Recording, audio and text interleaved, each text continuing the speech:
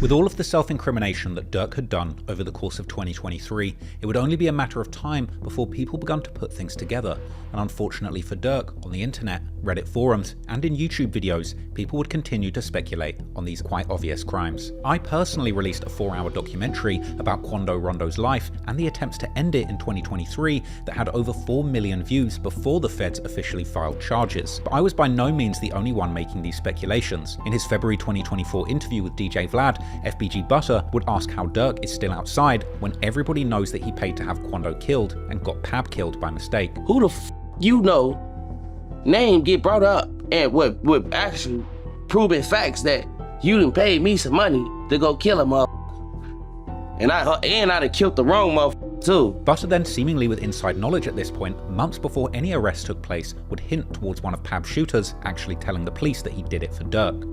The police know I work for you. Cause they say Shorty flat out told they like, man, Lil Durk told me to do that shit.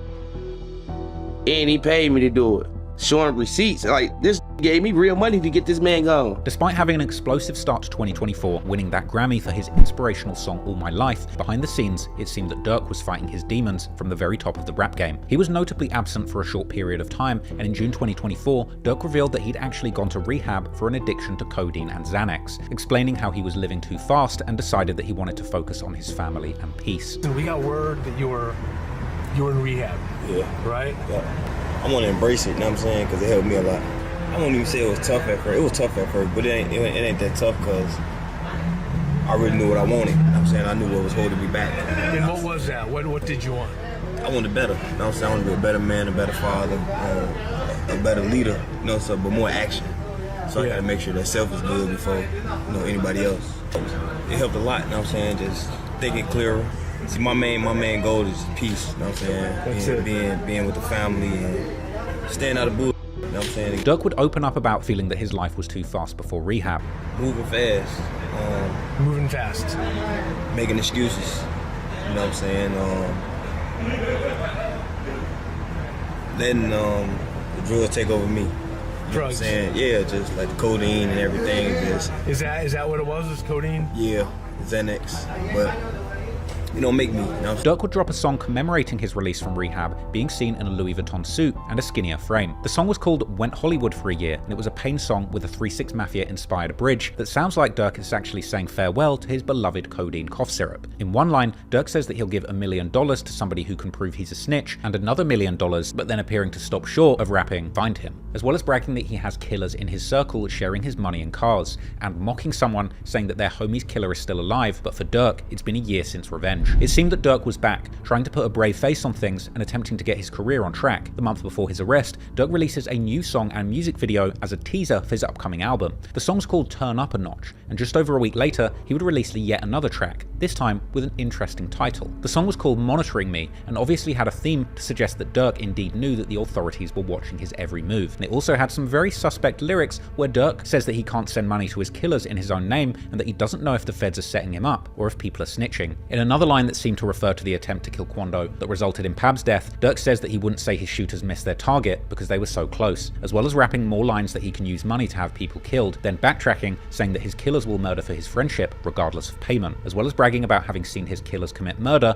then backtracking again, saying that he didn't see it, he just heard the shooter shout "get up" to the victim, and going on to say that if his enemies post their locations, his people will go there, and openly admitting that he pays for his people for more than just murders, hinting at OTF's dual role as a label and a murderous gang. Not only was the song another self-snitching anthem, but it came with a music video filmed at, you guessed it, a gas station. This was a strange time, and once again Durk was seen to be living a double life. Clearly going into promotion mode, Durk was making major moves in the industry, but unlike his recent song release, some of what he was doing was actually positive. Durk's 32nd birthday was coming up on the 19th of October, and he was planning to make this one special, announcing his first annual birthday show at Chicago's prestigious United Center, home of the Chicago Bulls, with a concert capacity of 23,500 people. The show was epic, and Durk drove from the dressing room to the stage behind a literal convoy of Hellcats and Trackhawks, then performing the song with that very name from the back of a moving pickup. It was also a star-studded affair, with Durk bringing a number of huge names in the rap game out, like Bossman D-Lo, Sexy Red, Nardo Wick, who performed Who Wants Smoke with Durk, and even Lil Baby. Another interesting move was choosing to use the event to unite with Chicago's top content creators,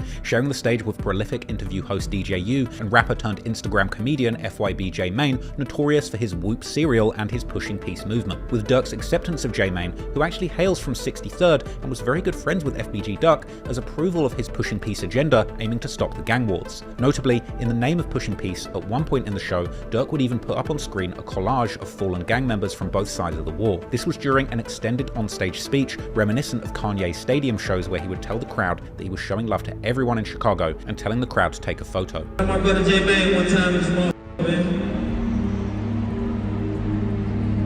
So look, right? You see FBG Duck. I'm gonna do something ain't never been done one time here, right? We gonna show love to everybody we lost in Chicago, man. So I need everybody put their phone lights out one time. For everybody who we lost in Chicago, you know what I'm saying? Everybody, even if your face ain't on here right here, still showing them love. The show looked absolutely lit, and I really wish that I was there, because it's kind of sad to imagine both Durk and the over 20,000 fans watching that this may very well have been Durk's last show. By this point, he was at the pinnacle of his career. With a huge catalogue of bangers, he would rap hit after hit back to back on stage to the sold-out stadium. It's a huge reminder of how much he very well may have just thrown away, but then again, despite releasing a song called Monitoring Me, Durk's situation with the law seems surprisingly good at this point. Strangely, in September, he announced that his felony record had been wiped clean of all cases, with Durk saying how he believed that everybody should get second chances at life. Seemingly now able to travel internationally, Durk would make the most of his newfound freedom with lavish trips abroad. Durk was even invited to dinner with Sheikh Mohammed bin Maktoum Bil Juma Al Maktoum, a member of Dubai's royal family, where he received an ornate cane as a gift. And Durk also made his first ever trip to my home country, London in England, with him appearing outside freestyling in front of the iconic clock tower Big Ben and in the streets of upmarket Knightsbridge, even attending an NFL game with UK legends of the rap game, current king of UK drill Central C, Grime Clash veteran Chip, and road rap pioneer turned podcast pioneer Young Spray.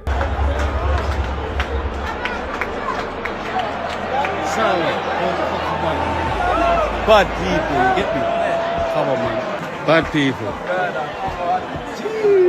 But despite the smiles, many people thought that Durk was cleaning house, knowing that bad news was just around the corner. In Durk's last IG Live, he was seen praying, perhaps asking the Lord to spare him from the consequences that may have been lurking. Also in October 2024, rap media would report that Durk's children had been sent on a trip to Disneyland. Perhaps this was truly an acknowledgement that their father was going to be absent for the remainder of their childhood, as the heartbreaking news would only be days away. And ultimately, on October the 23rd, 2024, things would come crashing down, when 5 affiliates of Lil Durk's Only the Family record label were arrested and indicted on serious charges, including conspiracy to commit murder for hire, committing murder for hire involving a death, and the use of a machine gun in a violent crime resulting in death. After the 5 members of his Only the Family crew were arrested in Chicago, it was only a matter of time before the feds would grab Durk himself. He likely knew the clock was ticking after news broke of his close OTF associates being taken off the streets. Durk would reportedly book multiple international flights in an attempt to not only get away, but also confuse the authorities and keep them guessing what his next move might be, with 3 flights all being booked to Switzerland, Dubai, and 1 private jet that was headed to Italy. Durk was in Miami and South Florida at the time,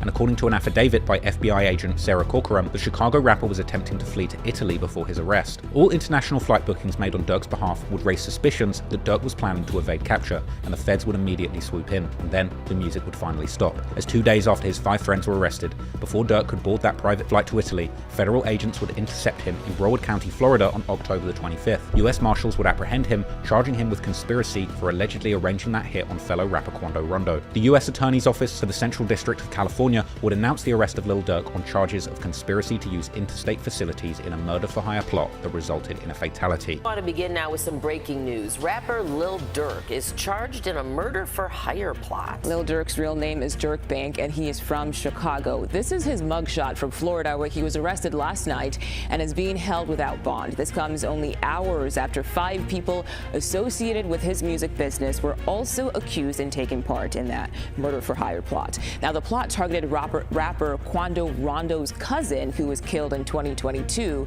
Investigators believe it was retaliation for the earlier murder of Chicago rapper King Von. Local rapper and Grammy winner Lil Durk is being held behind bars in South Florida, charged in a murder-for-hire plot back in 2022. The FBI says he was arrested while trying to flee the country. Investigators believe Lil Durk put out a hit on another rapper, Quando Rondo, in retaliation for the earlier murder of Chicago rapper King Von. Rondo's cousin also died in a shooting at a Los Angeles gas station caught on camera. Several of Lil Durk's associates have also been arrested in connection with this same plot. The superseding indictment filed against Lil Durk himself would paint a detailed and damning picture of OTF as a criminal enterprise that was allegedly led and directed by Lil Durk himself. According to prosecutors, OTF operated not just as a music collective, but also as a violent organization that was engaged in murder, assault, and intimidation to maintain its dominance in the Chicago and broader music scene. The indictment alleges in black and white that Durk placed a bounty on Quando Rondo, promising financial rewards and lucrative opportunities within OTF to anyone who carried out the killing, and confirming that the murder of Pab was indeed revenge for the killing of King Von. Not only that, but this music-turned-murder enterprise had been incredibly sloppy in their actions, as the indictment would reveal an alleged text exchange where Durk would reportedly advise his shooters not to book no flights under no names involved with him. A tragic exchange suggesting that he was actively trying to cover his tracks and that his shooters had been incredibly cheap and reckless. And soon, Durk's situation would surpass Diddy's as the most trending topic in the rap media. Not only that, but those close to him would begin to find themselves under the magnifying glass too. In the aftermath of Durk's arrest, eyebrows began to raise about his ability to potentially influence the justice system and politics, with questions being asked about whether the mayor of Chicago would be giving back a $150K donation. But most importantly, all eyes would be on those in the indictment, both named and unnamed, as people would begin to uncover the dark, violent backstories of the perpetrators, as well as intensely speculating on exactly who might have been the informant and who might have been the connection in California who told Durk and his demons to fly out and kill Quando. The first of the OTF crew in this indictment who seems to have been heavily involved in planning and executing Quando Rondo's hit was Cavon London Grant, aka OTF Vonnie. OTF Vonnie is a key figure in OTF's inner circle for years, with his loyalty and presence around Lil Durk and King Von being well documented. Vonnie is also King Von's cousin and played a significant role in Lil Durk's operations as his business manager. Back in July 2019, Vonnie would be spotted with Durk and Von at the iconic Icebox jewelry store. Can I get an OTF chain, man? The way things are looking this week, Yeah. Woo! not gonna happen. A1, right? A1, right? A1, right? And by early 2020, he would once again be seen accompanying King Von as Von worked on designing and purchasing custom O-block chains that many believe were actually given out as trophies to celebrate the successful murder plot on FBG Duck. Slimmer overall or just one? Yeah, Right and I like the, you see how the leaves letters, I like them kind of like Graffiti style. Just like, check this out. That's it. Like the O, like a, oh no, like longer instead of wider. Like, see, that's kind of wider. Right. I appreciate you guys once again. Thank you so much. Definitely. Hey, thank you, bro. Alright, Definitely. Yeah, Scally, big dog. I don't big it though. Yeah. So that's the only way I want to Yeah, do it. wrist big. Yeah, a little wrist. Yeah. Me, it look like a big watch. Since you're not picking these up today, I'm gonna send you a sample image of all of them. Alright, I'm texting to you anyway. We're gonna text everything I write, so. Well, I can text this back to you. Yeah. Following King Von's death in late 2020, Vonnie's proximity to Lil Durk only grew, and by September 2021, he was back at Icebox, this time with Durk acting as a negotiator during a major jewelry purchase. In footage from the store, Vonnie can be seen haggling prices on Durk's behalf and carrying a massive stack of cash for the transactions. 3 1/4 and 2 1/4. 2.75. 2 3/4. 3 1/4, 2 3/4. That's about 15% difference. How much would it be? That's what he had before.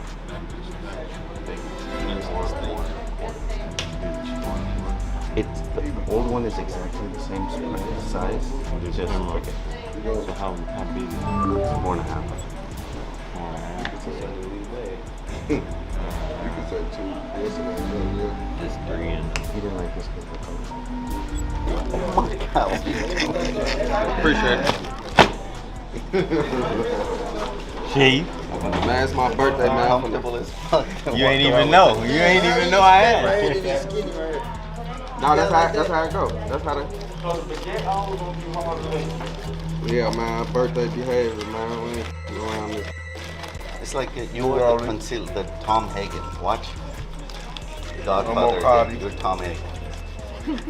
This moment highlighted not only his close relationship with Durk, but also the level of trust that Durk was placing in him, with Vonnie seemingly handling significant amounts of money and playing a critical role behind the scenes for OTF. Another OTF member implicated in the paperwork is DeAndre Wilson, aka OTF Didi, or D-Ski, aka Big Threat. Didi had been involved in multiple violent altercations over the years, with him even managing to beat a murder case in 2023 in regards to a 2014 murder that took place in Chicago. But this wasn't just any murder, but the alleged get-back for the murder of Tay-Ski, whom Tay-Town is named after, something which would have made Didi a very respected member within Tay-Town. Other co-conspirators include Keith Jones, aka Flacker. According to unverified sources, Flacker himself beat a murder case back in 2011 after allegedly being acquitted for the murder of Big Baby from Hula Gang, an almighty P-Stone set based in Sunnyside or Magnolia that has a long-standing rivalry with the Gangster Disciples in Rogers Park and Uptown. The gang is named in honor of fallen member High C, preserving his legacy within its ranks. Then there's David Brian Lindsay, aka Brown Eyes, who's also named as a co-conspirator on the indictment, and Asa Houston, aka OTF Boogie. However, along with Durk, there still remains two significant question marks,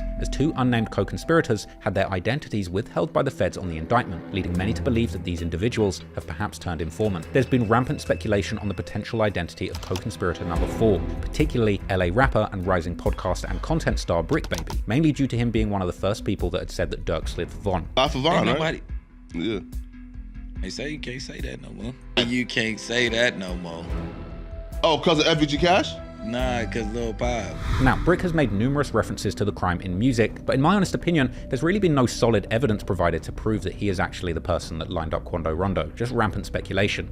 In fact, Brick has talked about this case with so much openness and confidence, I personally believe that he was simply using the false allegations as fuel to boost his career, and it seemed to work. In fact, there's actually an alternative theory floating around the internet that the actual person who set up the murder is a lesser-known LA gang member by the name of TS from a set called Gutter Ave, with Reddit posts claiming that him and his friend had a personal vendetta against Quando after Quando refused to do a song with them. However, once again, at this stage this is all speculation, and it's highly possible that this person's identity may never be revealed to the public, and it could be somebody that we have absolutely no idea about. The other person who people have speculated may have been informing the authorities is co-conspirator number 2, who's actually one of the shooters. There's been intense speculation on social media that this person is in fact a beloved member of Durk's crew by the name of OTF Jam, someone who Durk frequently rapped about, saying that Jam vets killers for his crew, along with one rather suspicious line where Durk points out that Jam is always very serious when they talk on the phone. Well, real name Casey Hester, OTF Jam was once considered a rising star within Durk's Only the Family label. In 2010, Jam was convicted of a shooting, being sentenced to a minimum of 12 years in prison for attempted murder, and he would complete his jail term in February 2022. Lil Durk would post a picture of the stack that he had for OTF Jam as soon as he got out, with some Reddit Sherlocks counting and deducing it was over $250,000. In an interview in May 2023, Jam himself would verify that Lil Durk had taken care of him, giving him over $50,000 when he got released. Because he's super solid, but like a lot of, like, you know what I'm saying, he said Jam get out that jam and give him 50, he ain't gotta ask again, bro. Like, you know what I'm saying, he ain't gotta ask shit, bro. He said he gave you 50, bro. You know what I'm saying? Fact. More than that. More than that. But shit, can you tell us how much he gave you, or you don't want to even? No, we ain't gotta get into all that, but bro made sure he made a way for me to be straight, like he's saying, gotta ask again, you know, like crib, car, all that. Being able to take care of anything I have to take care of, period. Like, it's still up. This is why people were surprised that when a year later, he would become a focal point in reports suggesting that he may have cooperated with the authorities against Lil Durk. Jam even had his very own track on the highly incriminating OTF mixtape, Loyal Bros 2, released just months after the murder of Pab, a song ironically called Federal Freestyle, with lyrics where Jam rapped solo, admonishing others for snitching and asking suspicious questions. After Durk's indictment suggested a member of OTF had been cooperating with the feds by wearing a wire for the span of 2 years, Jam's snitching allegations would surface on various media platforms, and adding to the speculation, a photo would be posted on social media appearing to depict Jam dining on fast food whilst reportedly cooperating with the feds in the case. This photo, shared by DJ Academics, shows Jam glancing at a security camera while eating, prompting captions like "Bro really snitched on Durk for McDonald's." However, it would later turn out that this image was a AI generated fake, but that didn't stop the speculation, and the next day, on October the 28th, 2024, internet personality Wack 100 would support the reports that OTF Jam had indeed cooperated, explaining the details in a Vlad TV interview. Wack would go on to explain that although Jam served his whole 12-year sentence, he would get a gun charge that resulted in him wearing a wire for 2 years. There's a guy named OTF Jam. That was wired. Very ironic name. Because now he put everyone in a jam. Did 12 years. 12 got years. out, interviewed, said he kept it real, brought him cars, gave him 50,000. Right. This. Made mention that ain't no smut on his name. He ain't never been a rat. Caught a gun case, but eventually he flipped. Yep. He got put in the jam, and now he's... Right. OTF Jam did 12 years for attempted murder back, I guess around 2010. He got out in 2022, right around the same time of the Quando situation. And he allegedly had been wearing a wire for the last 2 years. From 22 to 24. Yeah. So he immediately got caught up. Yes. Then, on October the 30th, footage would circulate on the internet, allegedly showing an uncomfortable-looking OTF Jam, footage which people believed showed him wearing a wire near Lil Durk. The viral footage would show a nervous Jam looking anxious around Durk, with many alleging that Jam was looking very uncomfortable, triggering suspicions that at this point he was recording. But there's no proof of that. Check on your man. I heard you got here to this area. I ain't gonna lie, man. Hey, when I was growing up, I used to be an architect. Metro! He slipped me over there, roll over, arm mark. Come on, Dave. Really called me with a cast. I lift my shit up. I'm like, man, this nigga boom, man. He laughed. He said, I ain't do that. I said, slow. Vacation. Trying to tell him. I ain't know shit no more. Keep my shit right on. Additionally, unverified claims would surface alleging that Durk had actually ordered a hit on a woman speculated to be close to OTF Jam after suspecting Jam of being an informant. According to an interview between academics and Chicago reporter Trench's News, the mother of Jam's child actually contacted Durk after Jam was arrested, and Durk refused to pay his bond. An apparent threat was then made to Durk. Get bonded out in. They don't know nothing about no white, but he did make a threat towards Durk, like, if you want to come in, you know what I'm talking about, how you gonna play somebody who be putting in work and shit like that.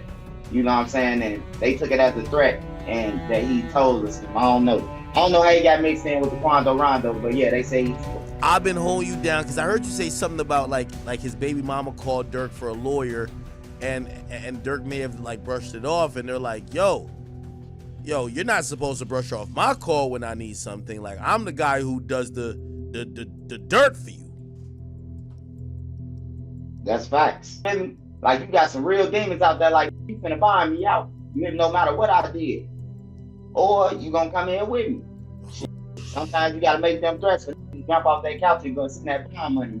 According to news reports, on July the 19th, 2024, Octavia Redmond, a 48-year-old postal worker, had been brutally gunned down in broad daylight whilst delivering mail in Chicago's West Pullman neighborhood. A 15-year-old kid ran up to her in front of a house, shooting her 26 times execution style, and she would die in the hospital. Developing this morning, Chicago police have released surveillance video of a person of interest in the deadly shooting of a postal worker. The shooting happened last month in the West Pullman neighborhood. Mugo Odigwe is live in the newsroom this morning with a look at that new video. So Mugo, what does it show?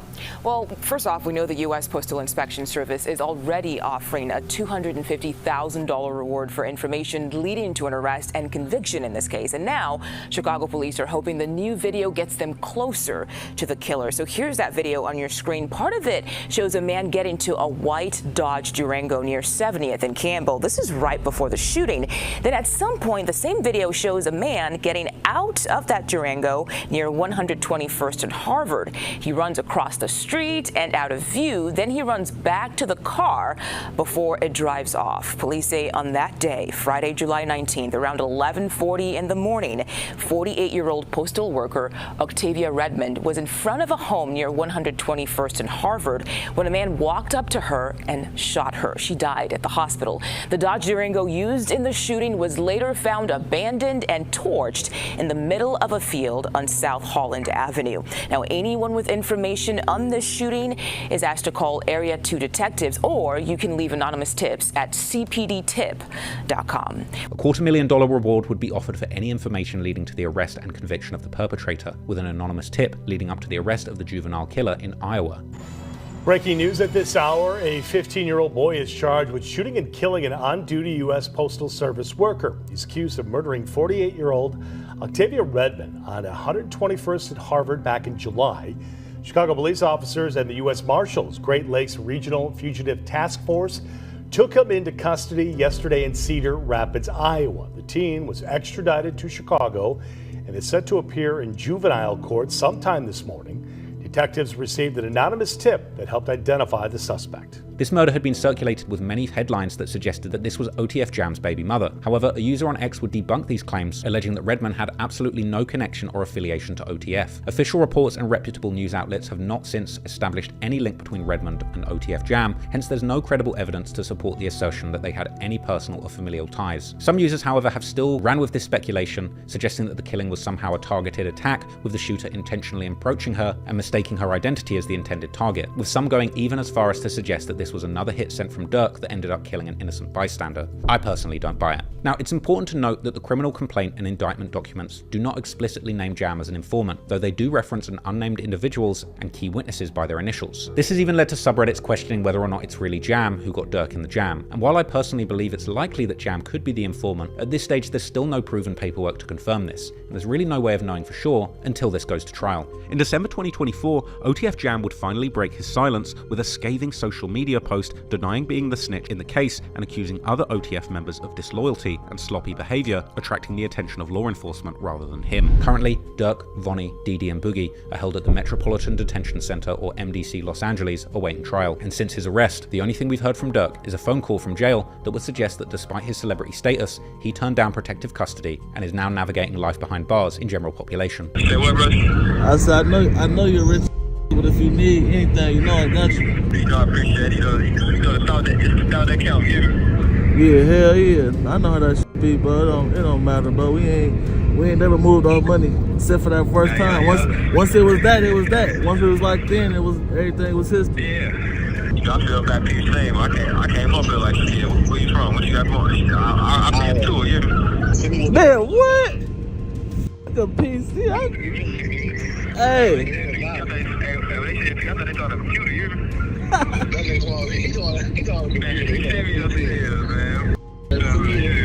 Hey, I respect your mom forever. The PC. Yeah, downstairs they be like, man, you know you, man, send me upstairs. Whatever it is, I gotta adapt to it. Nah, for sure.